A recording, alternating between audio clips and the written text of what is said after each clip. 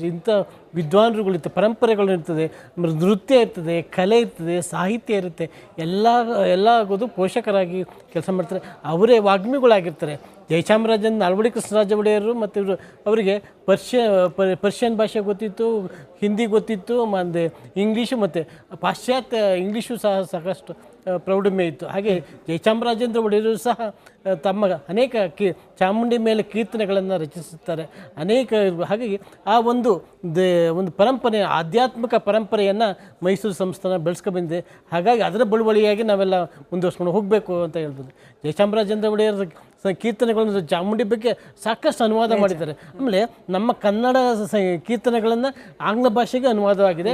ನಾಲ್ವಡಿ ಕೃಷ್ಣರಾಜ ಒಡೆಯರು ಮುಂದೆ ಕೂತ್ಕೊಂಡು ಯಾರಾದರೂ ಸಂಗೀತಗಾರರು ಹೆದರ್ಕೊಳ್ಳೋದಂತ ಎಲ್ಲಿ ತಪ್ಪು ಹೇಳ್ಬಿಟ್ರೆ ನನ್ನನ್ನು ಇದು ಮಾಡ್ತಾರೆ ಅಂತ. ಹಾಗೆ ಜಯಚಾಮರಾಜೇಂದ್ರ ಒಡೆಯರು, ಹಾಗೆ 10ನೇ ಚಾಮರಾಜೇಂದ್ರ ಒಡೆಯರು ಏನಾದ್ರು ಪ್ರಜಾಪ್ರಭುತ್ವ ವ್ಯವಸ್ಥೆ ಏನೋ ಇದು ಬಂದೆ ಅಂದರೆ 10ನೇ ಚಾಮರಾಜೇಂದ್ರ ಒಡೆಯರು. ಹಾಗಾಗಿ ಎಲ್ಲರೂ ಮಹಾರಾಜ ಮುಮ್ಮಡಿ ಕೃಷ್ಣರಾಜ ಒಡೆಯರ ಕಾಲದಿಂದ ಇದು ಅದೇ ರೀತಿ ಚಾಮುಂಡಿ ಬೆಟ್ಟವನ್ನು ನಾವು ಏನು ನೋಡ್ತೀವಿ, ದೊಡ್ಡ ದೇವರಾಜ ಒಡೆಯರು ನಂದಿಯನ್ನು ಕಟ್ಟಿದ್ರು. ನಂದಿ ನೋಡಿ, ನಮ್ಮ ಮಹಿಮಾ ಚಾಮುಂಡಿ ಬೆಟ್ಟಕ್ಕೆ ಮುಖ ಮಾಡಿ, ಈ ಕಡೆ ಮುಖ ಮಾಡಲಿಲ್ಲ, ಅದು ಚಾಮುಂಡಿಗೆ ಮುಖ ಮಾಡಿದಂಥ ಇದು ಮಾಡ್ತದೆ. ಹಾಗಾಗಿ ಅನೇಕ ಸಂಸ್ಕೃತಿಯನ್ನು, ಕಲೆಯನ್ನು ಉಳಿಸ್ಕೊಂಡು ಬಂದಂಥ ಮತ್ತು ಪರಂಪರೆಯನ್ನು ಉಳಿಸ್ಕೊಂಡು ಬಂದಿದೆ. ನೋಡಿ, ಚಿಕ್ಕ ದೇವರಾಜ ಒಡೆಯ ಆಗಲೇ ಅಟಾರ ಕಚೇರಿ ಅಂತ 18 ಕಚೇರಿಗಳಂತ ಅದನ್ನು ಕಲ್ಪನೆಯನ್ನು ಚಿಕ್ಕ ದೇವರಾಜ ಒಡೆಯರು, ದೊಡ್ಡ ದೇವರಾಜ ಒಡೆಯರವರು ಮೆಟ್ಲುಗಳನ್ನು ಇದು ಮಾಡ್ತಾರೆ, ನಂದಿಯನ್ನು ಇದು ಮಾಡ್ತಾರೆ. ಹೀಗೆ ಒಂದು ಪರಂಪರೆಯನ್ನು ಉಳಿಸ್ಕೊಂಡು ಬಂದಿದ್ದಾರೆ ಅಂತ ಹೇಳ್ಬೋದು.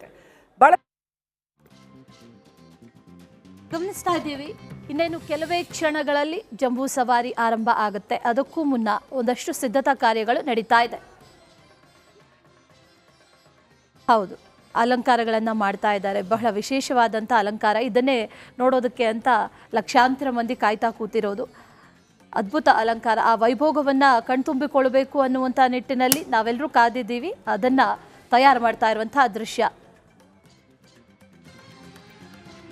ಜೊತೆಯಲ್ಲಿ ನಾವು ಮಾತಾಡ್ತಾ ಇದ್ವಿ ದಸರಾ ಬಗ್ಗೆ, ದಸರಾ ಹಿನ್ನೆಲೆಯ ಬಗ್ಗೆ, ಮಹತ್ವದ ಬಗ್ಗೆ, ಇದೆಲ್ಲದರ ಬಗ್ಗೆ ಮಾತಾಡ್ತಾ ಇರುವಂಥ ಸಂದರ್ಭದಲ್ಲಿ ಇನ್ನೇನು ಆನೆಗಳು ಕೂಡ ಕಾಣಿಸ್ಕೊಳ್ತಾ ಇದೆ.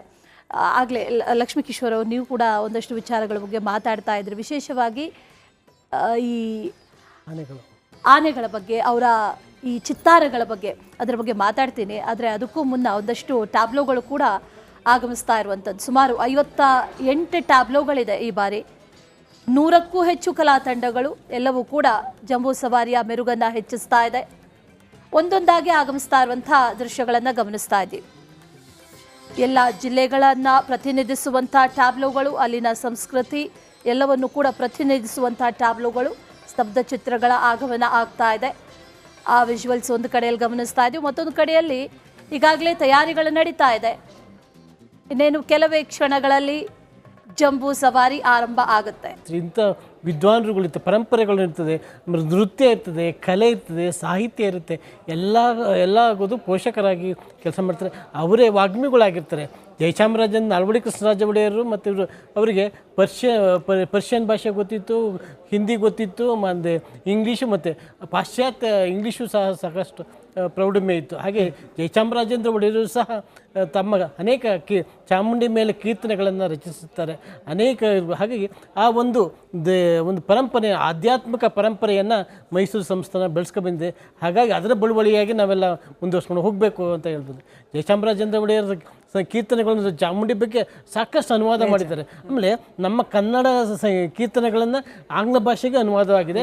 ನಾಲ್ವಡಿ ಕೃಷ್ಣರಾಜ ಒಡೆಯರು ಮುಂದೆ ಕೂತ್ಕೊಂಡು ಯಾರಾದರೂ ಸಂಗೀತಗಾರರು ಹೆದರ್ಕೊಳ್ಳೋದಂತ ಎಲ್ಲಿ ತಪ್ಪು ಹೇಳ್ಬಿಟ್ರೆ ನನ್ನನ್ನು ಇದು ಮಾಡ್ತಾರೆ ಅಂತ. ಹಾಗೆ ಜಯಚಾಮರಾಜೇಂದ್ರ ಒಡೆಯರು, ಹಾಗೆ 10ನೇ ಚಾಮರಾಜೇಂದ್ರ ಒಡೆಯರು ಏನಾದ್ರು ಪ್ರಜಾಪ್ರಭುತ್ವ ವ್ಯವಸ್ಥೆ ಏನೋ ಇದು ಬಂದೆ ಅಂದರೆ 10ನೇ ಚಾಮರಾಜೇಂದ್ರ ಒಡೆಯರು. ಹಾಗಾಗಿ ಎಲ್ಲರೂ ಮಹಾರಾಜ ಮುಮ್ಮಡಿ ಕೃಷ್ಣರಾಜ ಒಡೆಯರ ಕಾಲದಿಂದ ಇದು ಅದೇ ರೀತಿ ಚಾಮುಂಡಿ ಬೆಟ್ಟವನ್ನು ನಾವು ಏನು ನೋಡ್ತೀವಿ, ದೊಡ್ಡ ದೇವರಾಜ ಒಡೆಯರು ನಂದಿಯನ್ನು ಕಟ್ಟಿದ್ರು. ನಂದಿ ನೋಡಿ, ನಮ್ಮ ಮಹಿಮಾ ಚಾಮುಂಡಿ ಬೆಟ್ಟಕ್ಕೆ ಮುಖ ಮಾಡಿ, ಈ ಕಡೆ ಮುಖ ಮಾಡಲಿಲ್ಲ, ಅದು ಚಾಮುಂಡಿಗೆ ಮುಖ ಮಾಡಿದಂಥ ಇದು ಮಾಡ್ತದೆ. ಹಾಗಾಗಿ ಅನೇಕ ಸಂಸ್ಕೃತಿಯನ್ನು, ಕಲೆಯನ್ನು ಉಳಿಸ್ಕೊಂಡು ಬಂದಂಥ ಮತ್ತು ಪರಂಪರೆಯನ್ನು ಉಳಿಸ್ಕೊಂಡು ಬಂದಿದೆ. ನೋಡಿ, ಚಿಕ್ಕ ದೇವರಾಜ ಒಡೆಯ ಆಗಲೇ ಅಟಾರ ಕಚೇರಿ ಅಂತ 18 ಕಚೇರಿಗಳಂತ ಅದನ್ನು ಕಲ್ಪನೆಯನ್ನು ಚಿಕ್ಕ ದೇವರಾಜ ಒಡೆಯರು, ದೊಡ್ಡ ದೇವರಾಜ ಒಡೆಯರವರು ಮೆಟ್ಲುಗಳನ್ನು ಇದು ಮಾಡ್ತಾರೆ, ನಂದಿಯನ್ನು ಇದು ಮಾಡ್ತಾರೆ. ಹೀಗೆ ಒಂದು ಪರಂಪರೆಯನ್ನು ಉಳಿಸ್ಕೊಂಡು ಬಂದಿದ್ದಾರೆ ಅಂತ ಹೇಳ್ಬೋದು.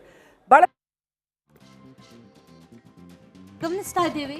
ಇನ್ನೇನು ಕೆಲವೇ ಕ್ಷಣಗಳಲ್ಲಿ ಜಂಬೂ ಸವಾರಿ ಆರಂಭ ಆಗುತ್ತೆ. ಅದಕ್ಕೂ ಮುನ್ನ ಒಂದಷ್ಟು ಸಿದ್ಧತಾ ಕಾರ್ಯಗಳು ನಡೀತಾ ಇದೆ. ಹೌದು, ಅಲಂಕಾರಗಳನ್ನು ಮಾಡ್ತಾ ಇದ್ದಾರೆ. ಬಹಳ ವಿಶೇಷವಾದಂಥ ಅಲಂಕಾರ. ಇದನ್ನೇ ನೋಡೋದಕ್ಕೆ ಅಂತ ಲಕ್ಷಾಂತರ ಮಂದಿ ಕಾಯ್ತಾ ಕೂತಿರೋದು. ಅದ್ಭುತ ಅಲಂಕಾರ. ಆ ವೈಭೋಗವನ್ನು ಕಣ್ತುಂಬಿಕೊಳ್ಬೇಕು ಅನ್ನುವಂಥ ನಿಟ್ಟಿನಲ್ಲಿ ನಾವೆಲ್ಲರೂ ಕಾದಿದ್ದೀವಿ. ಅದನ್ನು ತಯಾರು ಮಾಡ್ತಾ ಇರುವಂಥ ದೃಶ್ಯ. ಜೊತೆಯಲ್ಲಿ ನಾವು ಮಾತಾಡ್ತಾ ಇದ್ವಿ ದಸರಾ ಬಗ್ಗೆ, ದಸರಾ ಹಿನ್ನೆಲೆಯ ಬಗ್ಗೆ, ಮಹತ್ವದ ಬಗ್ಗೆ, ಇದೆಲ್ಲದರ ಬಗ್ಗೆ ಮಾತಾಡ್ತಾ ಇರುವಂಥ ಸಂದರ್ಭದಲ್ಲಿ ಇನ್ನೇನು ಆನೆಗಳು ಕೂಡ ಕಾಣಿಸ್ಕೊಳ್ತಾ ಇದೆ. ಆಗಲೇ ಲಕ್ಷ್ಮೀ ಕಿಶೋರ್ ಅವರು ನೀವು ಕೂಡ ಒಂದಷ್ಟು ವಿಚಾರಗಳ ಬಗ್ಗೆ ಮಾತಾಡ್ತಾ ಇದ್ರಿ. ವಿಶೇಷವಾಗಿ ಈ ಆನೆಗಳ ಬಗ್ಗೆ, ಅವರ ಈ ಚಿತ್ತಾರಗಳ ಬಗ್ಗೆ, ಅದರ ಬಗ್ಗೆ ಮಾತಾಡ್ತೀನಿ. ಆದರೆ ಅದಕ್ಕೂ ಮುನ್ನ ಒಂದಷ್ಟು ಟ್ಯಾಬ್ಲೋಗಳು ಕೂಡ ಆಗಮಿಸ್ತಾ ಇರುವಂಥದ್ದು. ಸುಮಾರು 58 ಟ್ಯಾಬ್ಲೋಗಳಿದೆ ಈ ಬಾರಿ. 100ಕ್ಕೂ ಹೆಚ್ಚು ಕಲಾ ತಂಡಗಳು ಎಲ್ಲವೂ ಕೂಡ ಜಂಬೂ ಸವಾರಿಯ ಮೆರುಗನ್ನು ಹೆಚ್ಚಿಸ್ತಾ ಇದೆ. ಒಂದೊಂದಾಗಿ ಆಗಮಿಸ್ತಾ ಇರುವಂಥ ದೃಶ್ಯಗಳನ್ನು ಗಮನಿಸ್ತಾ ಇದ್ದೀವಿ.